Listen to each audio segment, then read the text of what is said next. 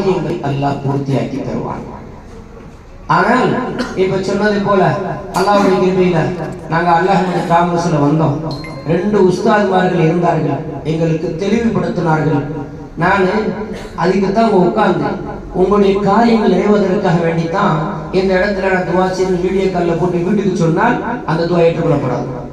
கேட்கக்கூடிய காரியம் உங்களுக்கும் அல்லாஹ்விற்கும் மட்டும்தான் தொடர்பு இருக்கும். வேற யாருக்குமே என்ன செய்யக்கூடாது, தெரியக்கூடாது. அது தெரிய வேண்டிய அவசியமும் இல்லை. அது தெரிய வேண்டிய அவசியமும் இல்லை. ஒரு நாளும் அல்லது ஒரு நாளும் 2 நாளும் அல்லது ஒரு அரை மணி நேரமோ அல்லது 1 மணி நேரமோ ஈத்திகாஃப் நியத் வைத்து நான் ஈத்திகாஃப் வைத்து நியத் வைத்து பள்ளிக்குள் செல்கிறேன், என் காரியம் நிறைவேறுவதற்காக வேண்டிய இறைவா இந்த காரியத்தை நீ நிறைவேற்றிக் கொடு அப்படின்னு இன்ஷா அல்லாஹ் நியத்து வைத்தவர்களாக உள்ளே செல்லுங்கள். உள்ளே சென்று அழுது அழுது அல்லாஹ்விடத்தில் கேளுங்கள். அல்லாஹ் கண்டிப்பாக கொடுப்பான். இப்படி கேட்கணும், எப்படி கேட்கணும்?